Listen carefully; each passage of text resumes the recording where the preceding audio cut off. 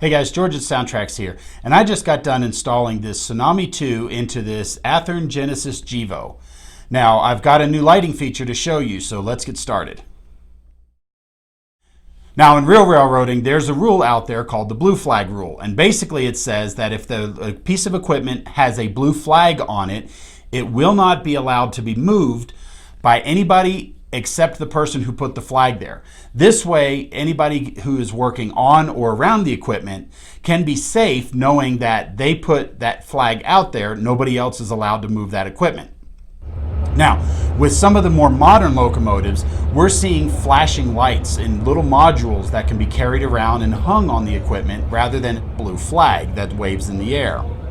Now, a lot of times when it comes to either fueling racks or train stops, things like that, you're going to see that module being thrown on the dash because it's very evident now to the operator of that locomotive that there's a blue flag law in place. Now, with Tsunami2, we can reproduce that. So what I did on this particular model was I took a blue LED and I mounted it on the dash inside the locomotive. Now, I cannot take credit for this idea, but in order to activate it, traditionally I could set and press a function button and the light would come on. But thanks to Chris Palomares at Athearn, his idea was actually a pretty cool idea, and that's to tie that function light into the sound of the handbrake.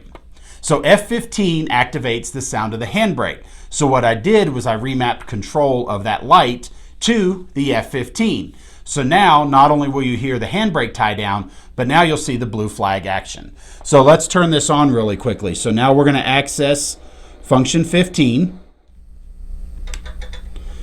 And you can hear that handbrake tie down, but if you look at the cab, you're also going to see that blue flashing light. Now, the lighting effect I chose was an end of train device, an EOT. So it has that pulse and then that fade off. So it gives you a little bit more realistic tone, just like you saw in the video that was clipped earlier. Now, for more information on this or for other ideas, please visit our website at SoundTraxx.com. Be sure to check out the user's guide and see all the flexibility that the SoundTraxx Tsunami2 line of decoders offers you. If you get stuck or have any questions, contact our support department at support@SoundTraxx.com or at our phone number at extension 22.